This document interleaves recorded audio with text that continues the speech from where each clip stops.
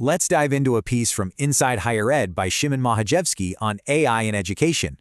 So, is AI wrecking academic standards? A lot of teachers are definitely worried about cheating.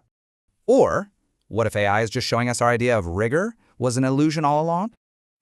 This fear isn't new. It sounds a lot like the panic over calculators in the internet. Back in 2010, Craig Nelson called these dysfunctional illusions. They look tough, but actually hurt learning. All right, let's get into it. It's time to bust some of these myths using AI. First up, this idea that tough courses are just there to weed out the so-called weak students. But with AI, the focus shifts. It's not about filtering people out. It's about supporting them. Tools like AI tutors give personalized help anytime. So success is about progress, not just passing. Okay, illusion number 2. The old school lecture is the only way, and anything else is just pampering.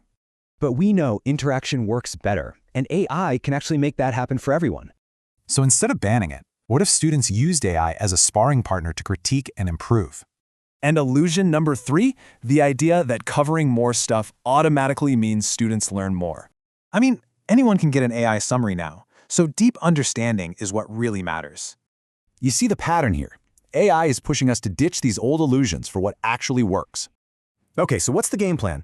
This all leads to a new playbook for digital dexterity. The playbook really boils down to 4 main pillars for working with AI in the classroom. A big part of this is being an AI orchestrator, knowing which tool is best for the job. This also means totally rethinking assignments. Make them about thinking with AI, not against it. See the shift? These ideas grade the process, the critical thinking, not just the final answer. So the old rigor was about gatekeeping. The new rigor, it's all about growth. It's not about being harsh, it's about lighting a fire. And honestly, AI could be the fuel. Which leaves us with a huge question. Is education here to select talent or to develop it? And this is really the core of it. The big worry is that AI could just outsource the entire process of critical thinking, the very thing education is supposed to be building. If a machine can reason and analyze and write, what's actually left for the student to learn? What's the point?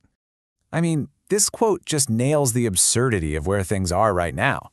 This idea that we're fighting AI with these super elaborate detection schemes, it feels like an academic carnival. It's like we get so busy playing this cat and mouse game trying to catch the technology that we forget to ask the most important question. Is the assignment we're protecting even doing its job anymore? So, if trying to catch AI is just a big circus, what's a more productive way forward? Well, that's exactly what we're going to dig into now. This is where AI starts to really pull back the curtain on those dysfunctional illusions, especially the ones about how we think we can measure what a student is thinking or writing. So the first big illusion is this idea that a really good argument just sort of magically appears on the page for smart students. The fear is that AI just shortcuts that whole process. But the reality? It's way more interesting. AI can act like a sparring partner. It can take that messy, invisible work of building an argument and make it totally visible. It forces students to question claims, to sharpen their logic, and to really think about their own thinking. That's called metacognition, and folks, that is a huge win for learning. And what about writing? So many of us were taught that real learning only comes from that lonely, painful struggle with a blank page. But here's the thing. Struggle for struggle's sake isn't the same as learning. AI lets students revise endlessly, to play with tone and structure in a way that a professor with 100 students just could never support. It's not about offloading the work. It's about turning writing into a collaborative process. The same way professional writers work with editors. And if you think this is all just academic navel-gazing, check this out. The real world is already weighing in. Prompt literacy, that's the skill of getting good, useful results out of an AI, is now a major hiring priority for a huge number of employers. So yeah, we can call it a shortcut. Or we can recognize it for what it is, a brand new, absolutely essential professional skill. And that brings us to the actual structure of our courses. See, AI isn't just poking holes in our ideas about thinking. It's messing with the very nuts and bolts of how we teach and how we grade. For decades, if a whole bunch of students failed a class, it was sometimes seen as this weird badge of honor, proof that the course was rigorous. But what if that was just another illusion? AI tutors can offer support 24/7, helping students who used to struggle completely in silence. So if more students are succeeding because they finally have the support they need, that's not grade inflation. That is a massive, massive success for teaching. And this gets to a really crucial point. We live in an age where you can look up any fact in a matter of seconds. So treating memorization as the peak of learning, it just makes less and less sense. Real rigor isn't about what you can recall. It's about how you can reason. And that's something AI can actually help us teach way more effectively. So imagine a learning cycle that looks more like this.